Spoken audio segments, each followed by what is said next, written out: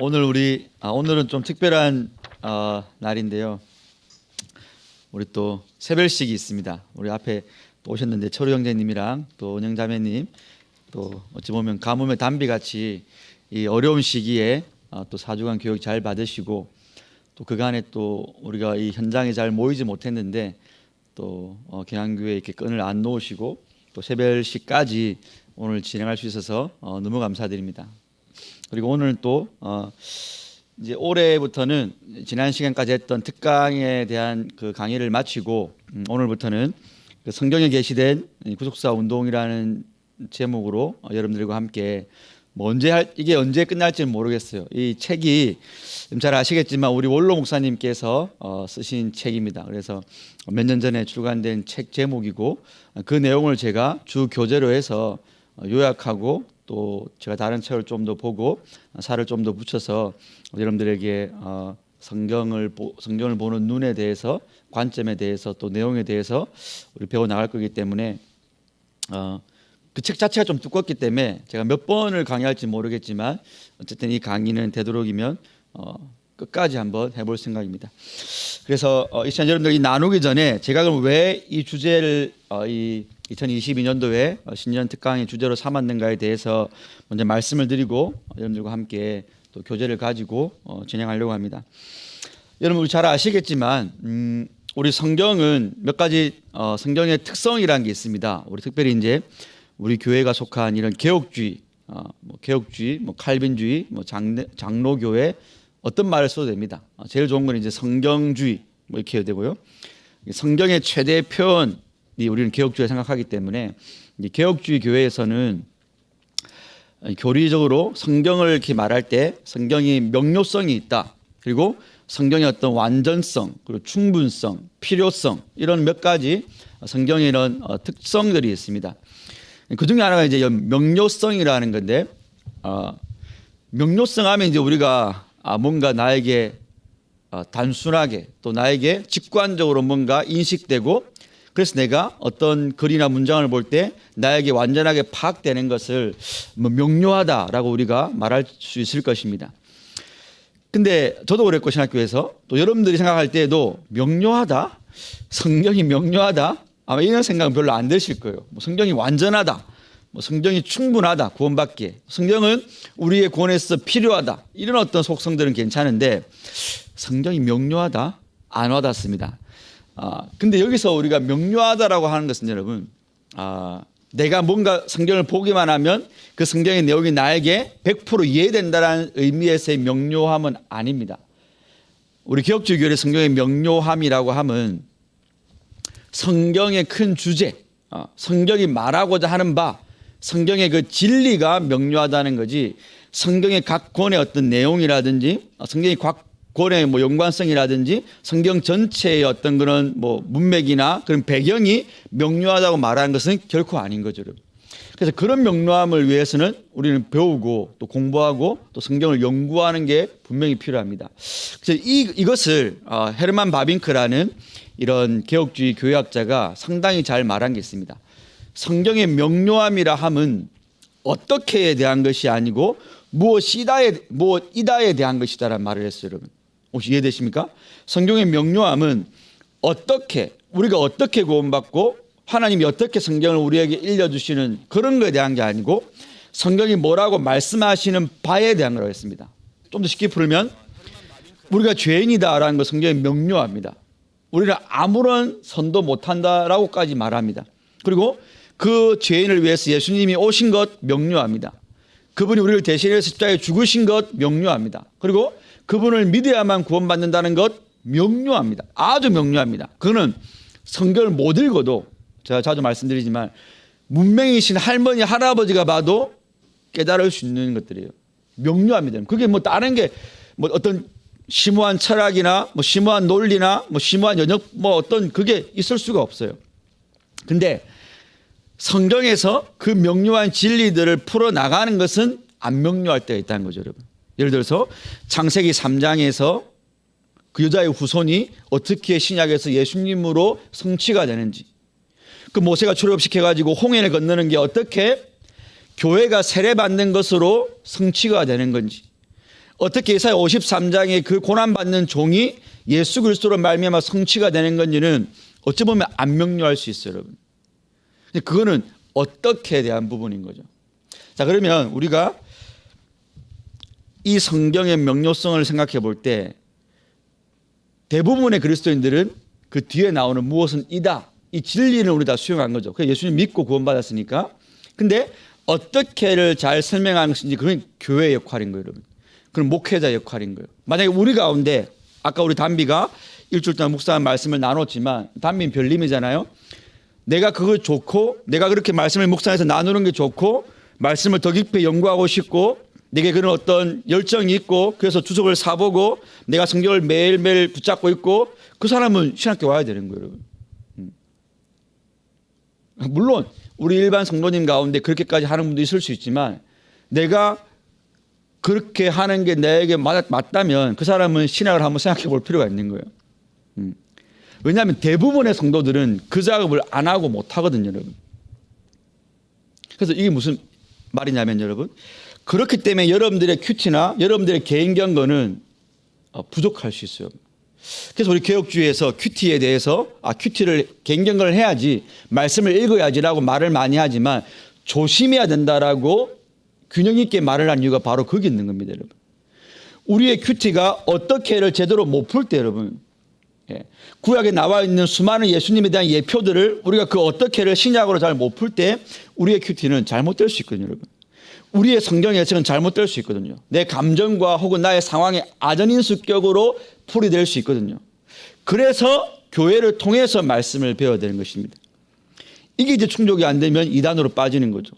교회에서 이렇게 뭐 재밌게 안 가르치던데 이단들이 막 저 이만희나 이런 데서 막 알레고리 비유를 풀어주면서 뭐 두 정인이 뭐고 뭐 이만희가 왜 백마탄 왕자 승리하는 자고 이렇게 막 풀어버리면 자기가 막 이제 가버리는 거예요.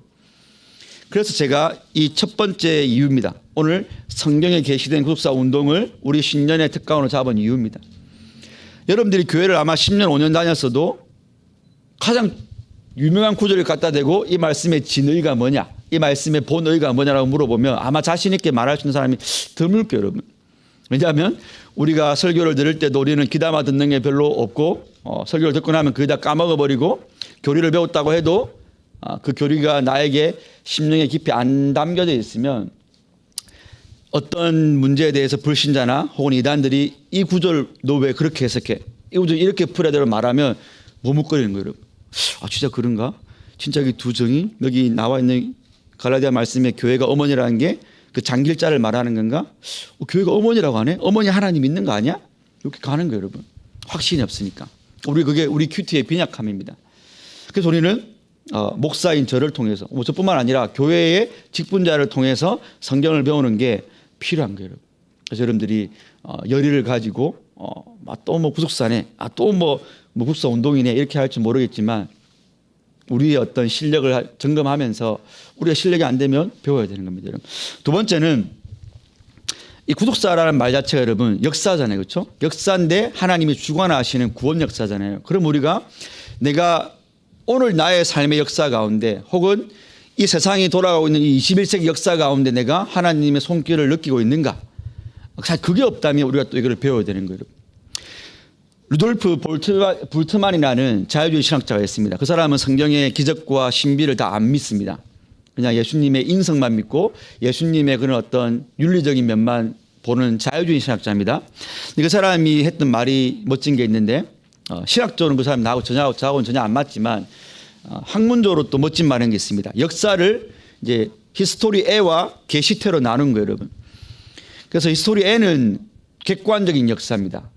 그러니까 나와 크게 상관이 없더라도 그냥 발생하는 객관적인 사건들. 근데 게시태는 그 객관적인 역사가 나에게 주관적으로 미치는 역사를 말합니다. 예를 들어서 6.25가 1950년대에 발생한 것은 객관적인 역사입니다. 아무도 부인 못하는 역사입니다. 근데 그 6.25를 참전했던 참전용사 어르신의 6.25를 대하는 마음과 오늘 21세기에 살아가는 저와 여러분들이 전쟁도 모르고 그때의 생사를 넘나드는 전선을 모르는 자들이 느끼는 그 게시태는 다른 거예요, 여러분. 그 히스토리 L은 똑같은데 게시태는 다른 거예요. 마찬가지로 이 땅에 살아가는 모든 사람들은 이 21세기 오늘 이 시대라는 히스토리애를 우리가 경험하고 살아가는 거예요. 발을 디디고. 우리는 2022년도라는 히스토리애를 받을 거예요, 여러분. 근데 일단의 무리들은 그 역사를 보고 이렇게 평가하고 그 역사 가운데서 이렇게 계획하는 사람들이 있고, 또 어떤 일단의 무리들은 다르게 계획하는 사람이 있단 말입니다. 그러면 우리가 구속사를 안다. 하나님이 이 역사를 주관하시고 하나님이 역사 가운데 택한 백성을 살리시고 하나님이 그 일을 교회를 통해서 성령님과 함께 하신다라는 사실을 아는 자라면 오늘 내가 살아가는 이 히스토리 속에서 내가 주관적으로 체험하는 계시태는 다를 거예요, 여러분. 그렇죠? 뭐 증시 문제라든지 아니면 뭐 어떤 저 중동의 전쟁 문제라든지 아니면 뭐 이런 아시아의 어떤 그런 뭐 이런 여러 가지 문제라든지 이것들을 바라볼 때 다르게 바라볼 거란 말입니다. 물론 그게 음모론은 뭐 이렇게 뭐 이제 뭐 다 됐네 666이네 이런 게 아니라 그래도 하나님이 역사하고 계시지. 예를 들어서 우리가 코로나를 볼 때도 마찬가지인 거죠, 여러분. 단순하게 이 코로나라는 이 시대 팬데믹 이 현상을 히스토리에로 보는 건 다 똑같을 겁니다. 우리가 이미 피부로 겪고 있으니까. 근데 우리는 항상 교회에서 뭐라고 여러분? 담임 목사님 기도하실 때나 교역자 말할 때마다 근데 이 팬데믹도 하나님이 주관하고 계시니 우리가 이 섭리를 믿으면서 신자답게 살아갑시다. 이건 여러분 계시된 거예요. 각자가 그 역사를 어떻게 받아들일 건지가 달라지는 거예요. 우리가 이 구속사를 배워야 되는 두 번째 이유가 바로 그것입니다. 그래서 제가 이 거창하게 두 가지를 말을 하고 시작합니다. 성령의 명료성 속에서 여러분들이 성경을 더 잘 알기 위해서는 성경을 배워야 된다. 근데 성경은 너무 방대하고 너무 큰 책이니 66권이니 그 통일성 있는 주제, 구속사라는 주제로 우리가 배워나갈 것이다라는 것과 구속사라는 것 자체가 역사 속에 발생하는 하나님의 구원 역사이기 때문에 우리가 이것을 또 그 역사 속에서 내가 하나님의 구원 역사를 주관적으로 잘 체험하기 위해서도 우리는 구속사를 배워야 된다라는 것입니다. 그래서 한번 들어가 보겠습니다, 여러분. 지금 여기 히터가 찬바람 나오니까 꺼도 되겠어요, 여러분. 아까 뜨신 바람 나오다가 지금 좀 고장난 것 같은데 그냥 꺼버리세요, 민우야. 네. 아예 바람 안 나오게. 자, 그러면 강의안을 갖고 계십니까 혹시? 강의안? 아니면 지청방에 통해서 강의안 받으셨어요? 네. 우리 우리 철우 형제랑 은영자매 강의안 있어요? 예. 그럼 강의안을 보시면서 한번 가보도록 하겠습니다. 지금 에어컨이 나오는 것 같은데 추우니까. 자, 보시면 1페이지 보시면 자, 모든 성경은 역사의 척도가 된다라고 하면서 이 말을 다른 말로 표현하면 예수님은 역사를 주도하는 역사의 주권자이시다라는 의미다라고 했습니다. 아까 말씀드린 대로 성경이 역사의 척도가 된다는 말은 뭐겠습니까? 성경 안에 역사에 대한 모든 것들이 다 기록이 되어 있다는 것입니다. 물론 여기서 말하는 모든 것은 세세하게 이렇게 뭐 어떤 나라가 막 왕이 되고 막 이렇게 이런 건 아니겠죠, 여러분? 물론 구약에는 그런 예언들이 있지만 전체 어떤 고대 역사를 다 밝혀주는 건 절대로 아닙니다. 그렇지만 성경은 예수님이 알파와 오메가가 되시기 때문에 창조부터 종말까지의 역사를 꿰뚫고 있는 책이기 때문에 우리가 성경이 바로 역사의 척도가 된다라고 말할 수 있는 것입니다, 여러분. 그래서 우리는 성경을 통해서 역사의 시작과 역사의 종말을 아는 자가 바로 성도들인 거죠, 여러분. 이 세상 사람들이 가지고 있는 일급 비밀이라는 게 뭡니까, 여러분? 뭐 군대면 아마 군 나름대로 일급 비밀이 있을 겁니다. 뭐 무기의 재원이라든지 어떤 무기의 성능이라든지 이런 것들을 아마 일급 비밀로 갖고 있을 겁니다. 어떤 뭐 청와대도 청와대 나름대로의 일급 비밀이 있을 겁니다, 여러분. 그런 것들이라는 게 근데 얼마나 한시적이고 한정적이고 유한한 것들입니까, 여러분? 그래봤자 고작 이 무기로 뭐 나라를 몇 개나 폭발시킬 수 있는가? 혹은 이 정치적 이런 이유로 내가 내 정치의 정적을 어떻게 내가 없앨 수 있는가? 그냥 그따위 것들입니다, 여러분. 근데 성경의 비밀이라는 것은 세상의 창조부터 해가지고 세상의 종말이 어디로 시작해서 어디로 가며 그 가운데 어떤 역사가 진행될 것이며 그 가운데 하나님이 어떻게 그것들을 운행하셔서 당신의 목적을 성취할 것인가라는 그게 에베소서와 골로새서에 잘 나오죠, 여러분. 계시록에도 나오고 이방인과 유대인을 하나님이 연합시키시고 하늘 것과 땅의 것을 예수님 안에서 통일시키시고 그로 말미암아 하늘과 새 땅을 이 땅 가운데 하나님이 갱신해 나가신다는 거. 이거는 여러분 우리가 이것을 너무 이제 자주 듣고 기독교인들이 이런 것을 너무 이제 천대하니까 비밀이 아닌 것 같은데 여러분 생각해 보세요. 이거 진짜 비밀 중에 비밀인 거예요. 그래서 바울도 항상 내가 비밀을 말하노니 내가 그리스도의 비밀을 말하노니 말한 게 바로 그 비밀, 미스테리온이라는 그 헬라 단어가 바로 그 비밀입니다, 여러분. 우리가 그 비밀을 아는 거예요. 어떻게 해요? 성경을 통해서 아는 겁니다. 근데 그 성경의 주제가 예수님이기 때문에 바로 우리는 예수 그리스도를 통하여서 그 역사를 우리가 바라볼 수 있게 되는 거죠, 여러분. 중요한 겁니다. 그래서 여러분들이 예수님을 믿고 안다는 것을 너무 단편적으로 예수 믿고 구원받는 거에만 너무 국한시킬 필요가 없는 거예요, 여러분. 여러분이 예수님을 알 때 창조를 압니다. 여러분이 예수님을 알 때 사람을 압니다. 여러분이 예수님을 알 때 국가를 압니다. 여러분이 예수님을 알 때 여러분의 삶을 잘 압니다. 여러분이 예수님을 알 때 가정을 잘 압니다. 여러분이 예수님을 알 때 여러분의 직장 생활을 제일 잘할 수 있어요. 왜요? 세상의 수많은 철학자와 전문가들이 각자 저마다 창조가 어떻게 됐니? 진화가 어떻게 됐니? 가정의 정의가 뭐니? 직장의 정의가 뭐니? 인생이 어떻게 살아야 되니? 말을 끊어놓습니다. 다 말이 달라요, 여러분. 다 해결책이 다릅니다. 근데 보세요. 예수 그리스도라는 그분을 기준으로 삼고 보면 창조된 겁니다. 진화가 아닙니다. 예수님을 기준으로 삼고 보면 한 남자와 한 여자가 결혼한 게 가정이라는 정의입니다. 예수님을 기준으로 보면 직장이라는 것은 하나님의 영광을 위한 수단이 되어야 되는 것입니다. 예수님을 기준으로 보면 이 자연 세계는 다 예수님으로 창조된 피조 세계입니다, 여러분. 이게 바로 바울이 골로새서 말하는 예수가 바로 주시고 만물에 주고 만물이 그를 위해 창조되었다는 바울의 말입니다, 여러분. 여러분이 예수님을 관통해서 여러분의 삶을 봐야 되는 거예요. 예수님을 관통해서 역사를 봐야 되는 거예요, 여러분.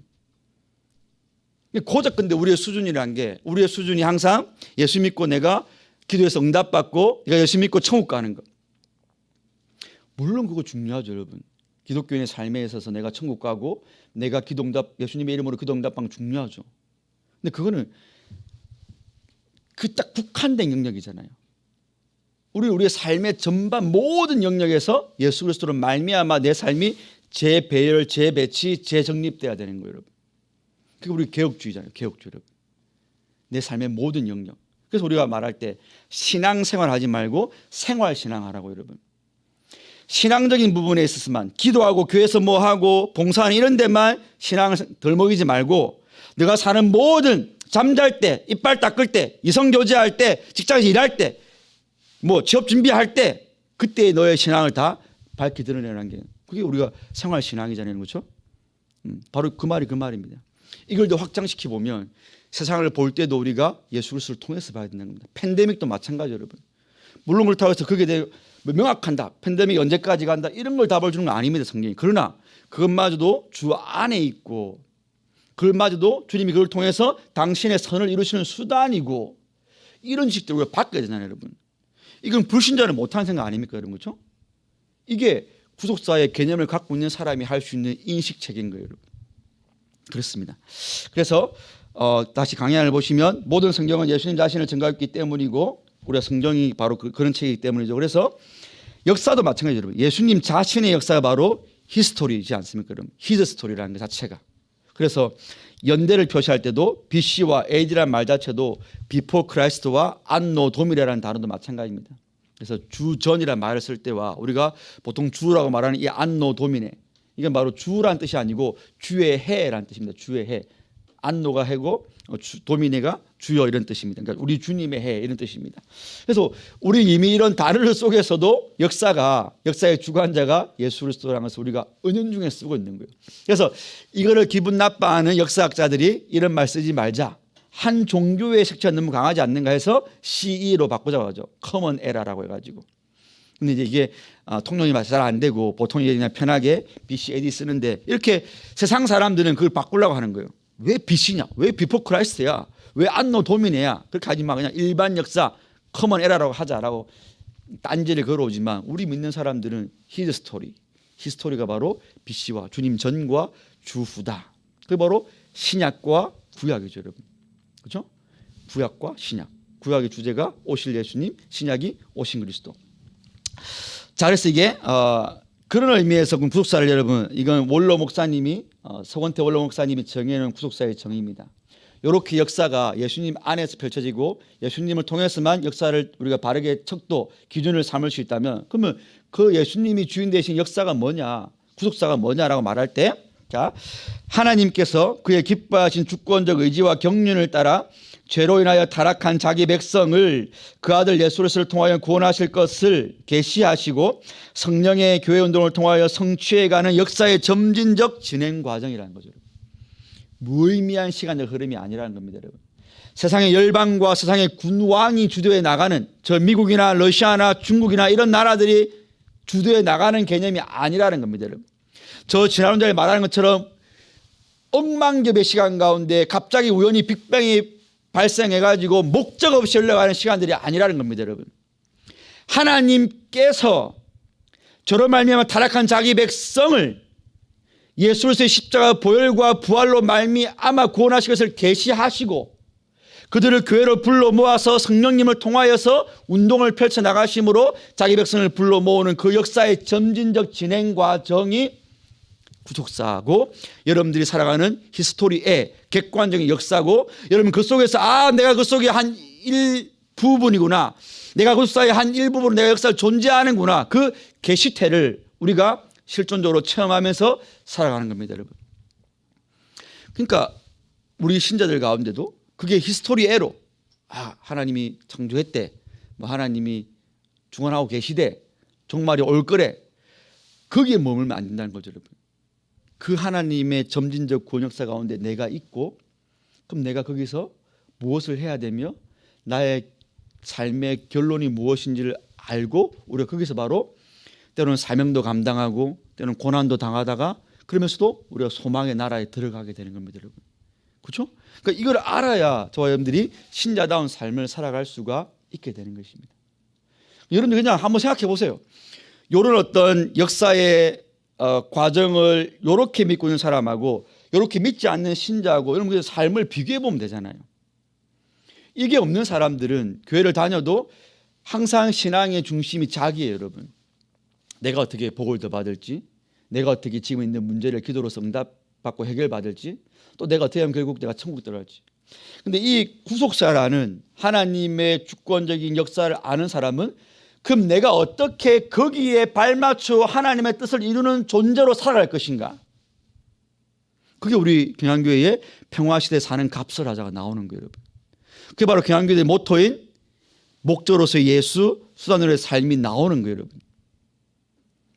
우리가 너무 이제 이런 옛 표들을 지금 너무 이제 범상히 여기는데 여러분, 그게 바로 네오필레오 현상이죠.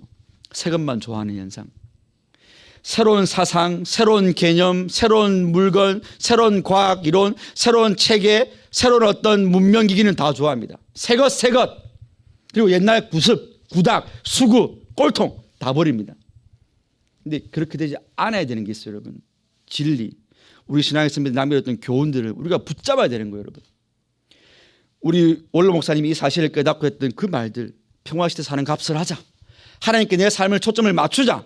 내 삶의 목적은 예수님이고 내 삶은 수단이다. 그러니 그 목적을 위해서 내 삶을 드리자. 이건 여러분 시대가 아무리 변해도 새 것만 아무리 좋아하더라도 우리가 이거는 수구해야 되는 거예요. 옛 것을 붙잡아야 되는 거예요, 여러분. 오늘 저와 여러분들이 이런 인식을 다시 한번 해야 됩니다. 우리가 경향교회 교인으로서 말입니다, 여러분. 너무 중요한 거예요, 여러분. 이런 것들 너무 우리가 놓치고 살아가는 거 있기 때문에 그렇습니다. 자, 그래서 이제 서론으로 한번 들어가 봅시다, 여러분. 예. 제가 몇 분에 시작했죠? 예? 몇 분에 시작했죠?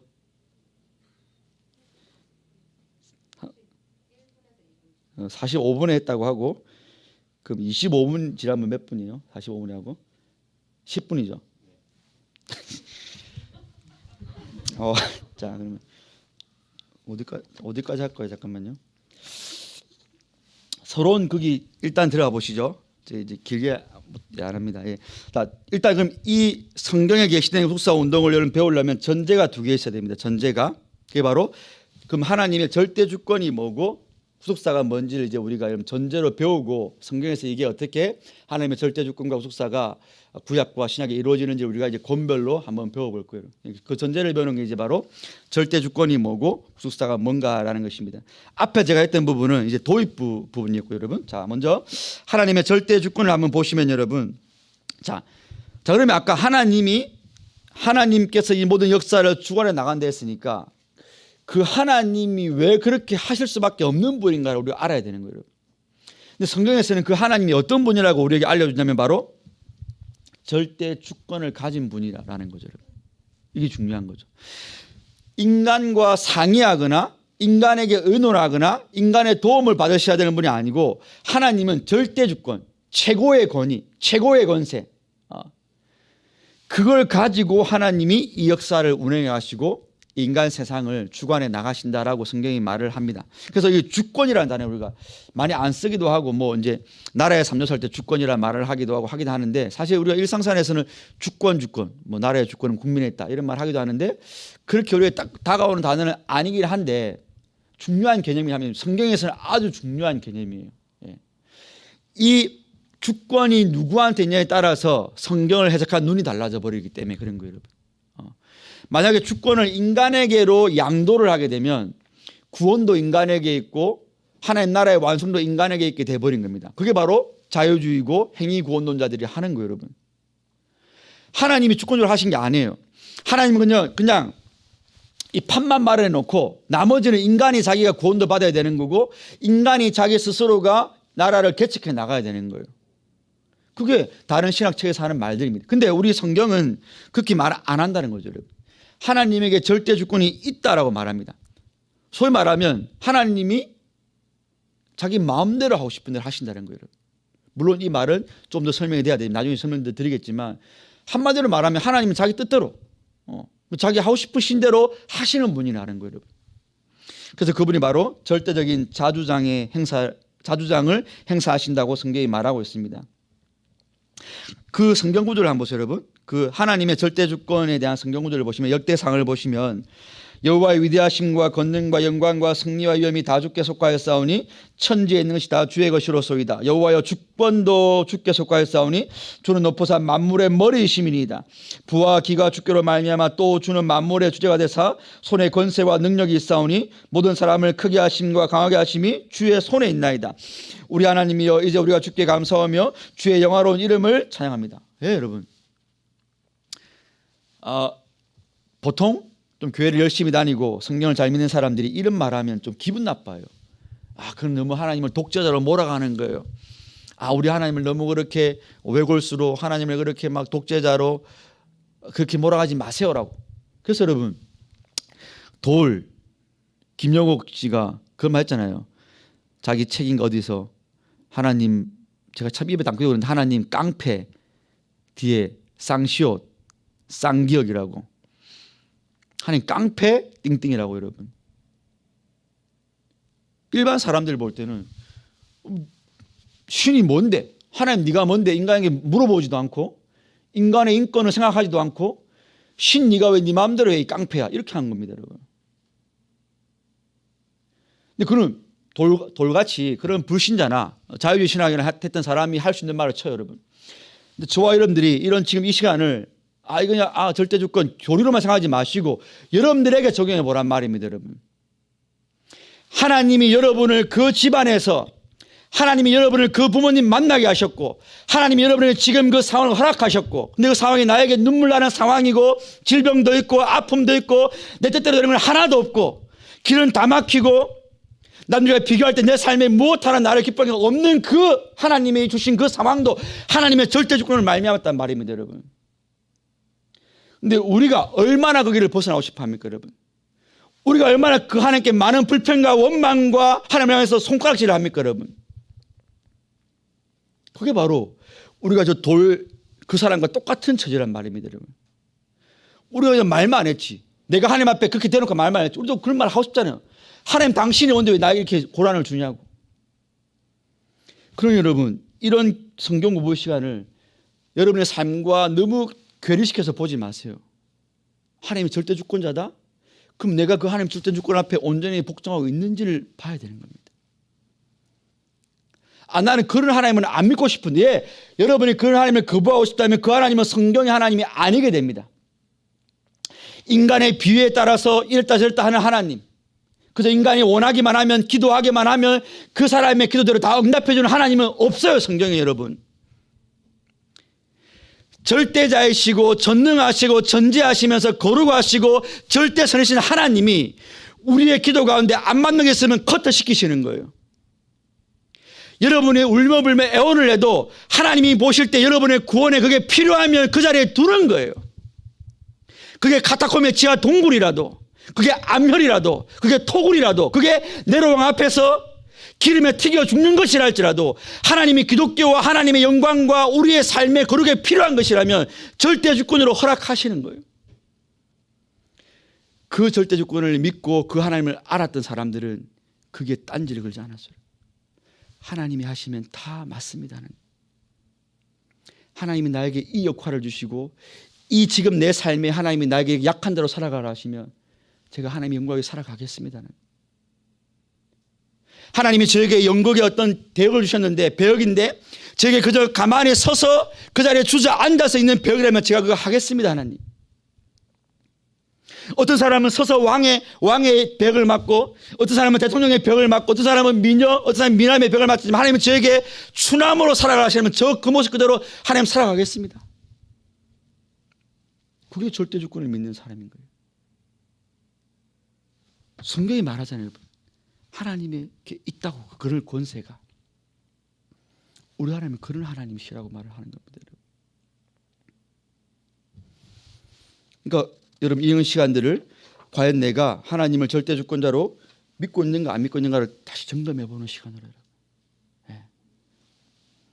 여러분 삶에 그냥 흘러버리지 마시고 이 말씀을 가지고 여러분의 이기주의, 여러분의 자기애와 부딪혀야 돼요, 여러분. 우리가 다메섹 예수님의 두 제자가 예수님의 부활하심을 모르고 길을 가다가 예수님이 나타나셔가지고 그 제자에게 야, 모세의 글과 선자의 글과 시가서에 메시아가 와가지고 어떻게 죽고 어떻게 부활할지 몰라? 라고 풀어줄 때 그들이 뭐라 합니까? 그때 우리의 마음이 뜨거워졌다고 하죠, 여러분. 그때 뜨거워졌다는 단어가 뭔지 아세요, 여러분? 단순하게 우리 마음이 감동적으로 격앙됐다는 게 아닙니다. 그때 말한 그 불붙었다는 것은 내 안에서 싸움이 일어났다는 거예요, 여러분. 내 이성과 내 감정과 내 의지에 부딪히는 말씀이 들어온 거예요. 어떻게 메시아가 십자가에 죽냐 말입니다, 여러분. 어떻게 메시아가 부활할 수 있냐 말입니다. 그런 메시아 없잖아. 그저 로마의 압제에서 우리를 구원해주고 그저 우리에게 떡 주고 우리에게 일상적인 삶에 도움을 주는 메시아지, 어떻게 메시아가 십자가에 죽어? 무기력하게. 마찬가지입니다. 하나님이 절대 주권자이시고 그 하나님이 여러분의 삶을 주관하시다, 이 말이 우리에게 들어올 때에 우리의 이기적인 마음, 우리의 인간적인 교만한 아담 군상의 타락한 마음이 부딪힌단 말입니다. 하나님 왜 그러셔야 되는데요? 왜 저한테 그러시는데요? 부딪힐 때 여러분, 그게 하나님의 말씀 우리를 압도해버려야 되는 거예요, 여러분. 그게 우리 마음이 불붙는 거예요. 하나님의 말씀으로 우리를 태워버리는 거예요. 그래서 그 찌꺼기, 그 불순물들을 하나님이 없애야 되는 거예요. 그래서 어떻게 됩니까? 아, 하나님이 다 맞습니다. 하나님은 하나님이시고 저는 피조물이고 저는 죄인이고 저는 아무것도 아닙니다. 그 자리로 내려가는 게 절대주권을 제대로 아는 성도의 모습인 거예요.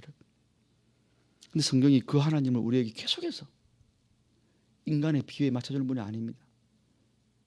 근데 그 하나님을 제대로 만난 사람은 거기서 위로를 받는 거예요. 거기서 안위함을 느끼는 거예요. 그동안 그전에는 내가 내 삶을 내가 주관해서 내가 A부터 G까지 내 플랜을 세워가지고 내가 삶을 살라고 했는데 알고 보니까 하나님이 다 인도하신다네, 주권적으로. 편안하다. 그럼 내가 좀 안 풀리는 일이 있어도 하나님 주권 속에 있지. 정말 이거 싫은 내 삶에 이런 내 삶의 질을 떨치는 이 질병, 하나님 주권 속에 있네. 그러면서 오히려 더 진짜 그 개혁주의 성도는, 그 성경을 아는 성도는 감사와 기쁨을 누린다는 거죠. 이걸 우리가 누려야 되는 겁니다, 여러분. 그래서 오늘은 여기까지 하겠습니다, 여러분. 제가 이제 신년회는 길게 안 하기로 했습니다, 되도록이면. 그래서 여러분 한번 제가 길게는 안 하지만 제가 쓸데없는 말을 하지는 않았습니다, 여러분. 핵심적인 말을 했습니다. 여러분 삶에 한번 적용하시면서 이 하나님을 사랑하시고 이 하나님께 여러분 삶을 다 언제 맡길 수 있는 우리 모든 청년들 되시기를 주님의 이름으로 축원드립니다.